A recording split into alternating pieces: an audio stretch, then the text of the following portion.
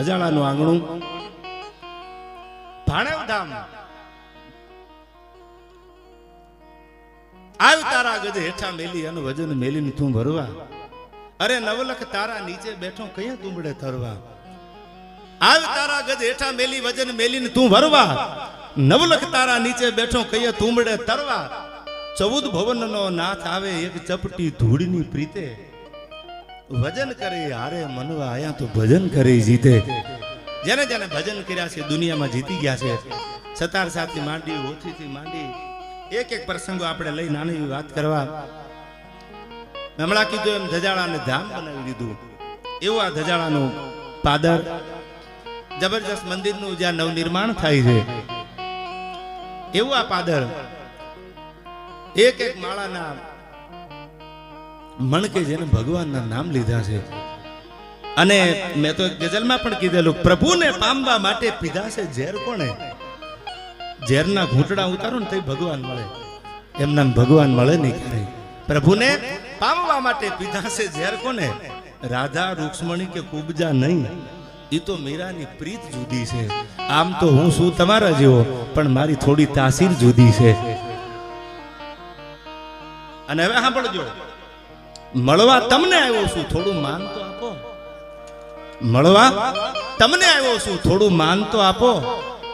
શું ભોળા હૃદયનો પણ મારી રીસાવાની રીત જુદી છે આમ તો શું તમારા જેવો દિલીપભાઈ મારી તાસીર જુદી છે યાર પ્રેમના તાતણે ભાણેવ ધામ ધજાળાનું આંગણું પૂજ્ય રામકુ બાપુ બધાયને આયા હાજરી છે કોના કોના નામ લઉં બધાય જાણીતા ચહેરા છે દિલીપભાઈ થી તો અમારો એક એવો પ્રેમનો નાતો છે આ તો ખાલી ડાયરો છે એક ને 1000 ડાયરા કરવા પડે તો એના માટે અમારી તૈયારી છે એવો દિલીપભાઈ પ્રેમાળ છે અને એ કે તમારે આવવાનું મેં કીધું આવવાનું તો હોય જ ને ઘર છે અમારું એમાં કોઈ નવાઈની વાત ન હોય હું તો આયા ઓહરીમાં ભજન થતા તેજી આવતો ઘણા વર્ષો થઈ ગયા ઓસરીમાં આ મંદિર બને એ આખું ગ્રાઉન્ડ હતું પહેલા રામકુ બાપુ અને ત્યાં બધું ઓડિયન્સ હોય ત્યાં હું શરૂઆત મારી 10-12 વર્ષ પહેલાની વાત કરું દિલીપભાઈ અને ત્યારે આયા ભજન થતા દર બીજના જ્યારે જ્યારે કાર્યક્રમો થતા અને ક્યાંક ને ક્યાંક એમાં ઠાકરની હાજરી હોય એવું આ પ્રગટ પીરાણું છે ત્યારે ઘણી બધી વાતો આપણે કરી અહીંથી એકાદા બે ભજનના પ્રસંગો પણ મારે કહેવા છે તમને પણ થોડી વંદના કરીને કાર્યક્રમને આગળ વધારીએ ત્યારે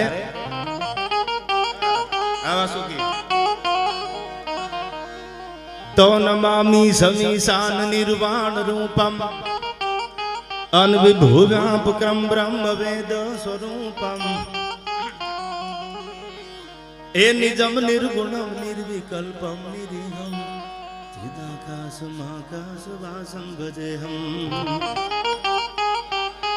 તો નિરાકાર મૂકાર મૂલમ તુરીયમ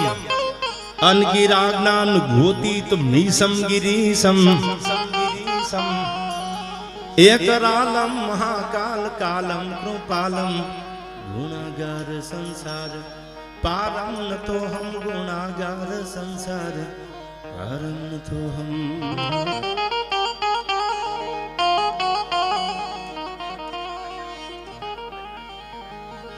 પણ ભજન નું ફળ્યું છે ત્યારે મને યાદ આવ્યું આઈ ભગત નરસિંહ જ્યાં નાચ્યો નેહમાં અનેક સંપદા પામ્યો જ્યાં સુદામો વીર ગાંધી અને દયાનંદ જન્મ્યા સતીને સંતનો છે વિસામો અન ગામ ગામે ઉભાઈ થાંભલા એ બધા વાટું જોઈ જૂધની ગામ જાપે એ ભલી ભારતી ભૌમની વગુ તને આવડી ધન હોદન આ ગુરુદર ધરણી તન ધન હોદન સૌરાષ્ટ્ર ધરણી આ નીર ખારા જોઈ અને મરજીમાં ફેરવમાં મોહ આ નીર ખારા જોઈ અને મરજીમાં ફેરવમાં મોહ અમારા તળિયા તપાસી જો તને કુબેર કંગાળ લાગશે આ તો નીર ખારા જોઈ અને મરજીમાં ફેરવમાં મોહ હવે આપણે જો શું કીધું આમાં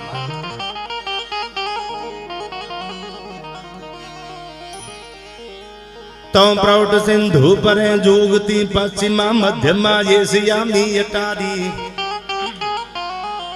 મારી હિન્દ દેવી તણી કમર પર ચમકતી दृढ़ किसी तीक्ष्ण जाने कटारी आई पहाड़ वन्नत मुके किरत उचारती अन सरजती जल निधि ज्ञान सरणी भली भारती भोमनी वंदु तन यावड़ी तन होदन आगुर दर धरणी तन धन होदन सौराष्ट्र धरणी हमला कीधुं અને આજે કહી દો આ પાંચાળની ધરતી છે આ વંકગઢ ભીમો રે પટાધર નાજીયો અન આશિરા ધર્મ એને ઉજાળ્યો મરાઠા ફોજમાં જંગડો જમાવી બાબાજી રાવનો ગર્વ ગાળ્યો આયા તેગ પ્રાસટ કરી શીશ ને ટેકવી અનવલા ખાચરે વધારી ખૂબ ખ્યાતા ए भव्य सिंदूर वर्णी भलिया भोमका धन्य हो धन पांचाल धरणी तन धन हो धन पांचाल धरणी खड़ पाणी अन खाखरा जनो पत्थर नो नहीं पार आ तो वगर दिए वारू करे हमारो पड़ जो पंचाल या પાંચાળ ની ધરતી એમાં બધાય ગુરુ ગેબીનાથથી કથા તો આપ દર બીજે કાર્યક્રમ કરતા હોય એટલે પ્રસંગો તો બધાય કલાકારો આઈથી બોલતા હોય પણ ભાણેવ ધામ ધજાળાનું આ પાદર મેં શરૂઆતમાં કીધું રામ રટે રોટા બટે ઉનકો બડો સભાગ્યા તો કળજુ કાજલની કોટડી જેમાં દોલત લગે નહીં દાગ જેને રામના નામ લીધા ને એની આબરૂ ભગવાને કોઈની જાવા નથી દીધી પછી એક નહીં લાખ વાતે આબરૂ રાખી દે એવા હું તમને એક બે પ્રસંગો આઈથી કહું ક્યાં ક્યાં ભગવાને આબરૂ રાખી છે કોઈને એમ છે કે હવે આપણું પૂરું થઈ ગયું ત્યાં ભગવાન આવીને ઉભો રહી જાય પૂરું ન થવા દઉં શું કામ એને એના બાનાની લાજ રાખી છે અને એવા ભજનના ફળિયામાં આપણે મળ્યા છીએ ત્યારે એક બે વાતો તમારી સામે મૂકવી છે પણ થોડા દુહા છંદમાં ભગવતીને યાદ કરી અને પછી એક બે પ્રસંગ તમને કહું ભજન કેવું છે એટલે કીધું છે વળી ઇનાય કરીએ પાછો આવું ભજન કરે હારે મનવા આ તો ભજન કરે જીતે જેને જેને ભજન કર્યા છે એ બધા જીતી ગયા છે આયા એને પછી ક્યાંક બીજું કરવાની જરૂર પડી નથી સમરું તો સુધરે મનીખા મેરા અને મટી જાય 84 ના ફેરા પણ ભજન કરવું ને એ જેવી વાત નથી મરદ માણાનું કામ છે જેસલ જાડેજાએ તલવાર તો લઈ લીધી પણ તોળા ત્યાં તલવાર મુકાવી અને કીધું જાડેજા આમ કરવાનું છે પણ ઈ તો ન આવવું પડે અને જેના હાથમાં તલવાર હોય અને તલવાર મેલ્યા પછી માથે કપડાનું પોટલું મૂકીને બજારમાં નીકળે આનું નામ ભક્તિ બહુ અઘરી છે એટલે કીધું જનની જણ તો ભગત જણ કા દાતા કા સુરવીર નહીતર રહેજે વાંદણી તારું મત ગુમાવીશ નૂર ત્યારે મને આ પ્રસંગો યાદ આવે એક બે અહીંથી વાતો કરવી છે તમે થોડીક ધીરજ રાખજો કારણ કે મન તો મારું છે તમને મળવાનું થોડી રાહ તો જો કોઈને આગ લાગુ છું તો કોઈને નૂર લાગુ છું ખરેખર તો હાવ ખાલી છું છતાં ભરપૂર લાગુ છું અને એથી આગળ કહું તો ભાવનગરના નાજીરીમ કહેતા કે સારાના સંસ્કાર બોલે છે તમારી યાદ આવે તો મનોમન વાત કરું હું તો સાંભળ્યા કરું છું પણ મારા હૃદયના ધબકાર બોલે છે અને છેલ્લી આ ગઝલની છેલ્લી કડીમાં નાજીરે બહુ સારી વાત કરી કે સારા હોય ને એના તો સંસ્કાર બોલે છે એને કઈ બોડિયા મારવાની જરૂર નથી એ તો એના સંસ્કાર કહી દે બિના સત્સંગ વિવેકન હોય અને રામ કૃપા બિન સુલભન હોય જો કોઈને મળો તમે રામ રામ કરો કે જય માતાજી કરો અને તમને પ્રેમ દેખાય વિવેક દેખાય ડિસિપ્લિન દેખાય નમ્રતા દેખાય ઓવર એક્ટિંગ ન દેખાય તો સમજી લેવાનું કે આની પેઢીમાં ક્યાંક ભજન પડ્યું લાગે નગર તો પૈસા હારે હારે બધું ભેળું પાછું આવે અને એ પૈસા હોય સત્તા હોય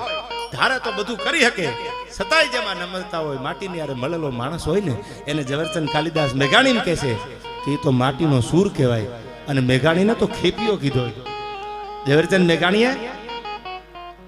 તો એક એક પાળીએ એક એક ગામડાના પાદરમાં જઈ જઈને ઝવેરચંદ મેઘાણીએ પાણીની અંજળીઓ સાટી છે અને ઝવેરચંદ કાલિદાસ મેઘાણી જો ન હોત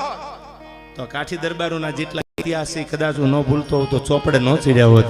આ મેઘાણીએ ખેપું મારી મારી મારી મારી અને જૂના પાદરમાં જઈ જઈ જૂના પાળિયા જગાડ્યા અને એવી વાતો સૌરાષ્ટ્રની રસદાર સોરઠી બારવટિયા એક એક પ્રસંગો મેઘાણીએ જેના પુસ્તકોમાં આલેખા ધરા પર મારે કોઈ દુશ્મન નથી એવો તો કાયરો અહંકાર કરતા અને મર્દ તો કર્તવ્ય સંગ્રામના પથ પર લાખ લાખ શત્રુના રગતે નીતરતા તું રીપી હુણ હોવાની શેખી માં કર દુનિયાનો કોઈ માણસ એમ બોલે કે મારા દુશ્મન નથી ઝવેરચંદ મેઘાણી લખે છે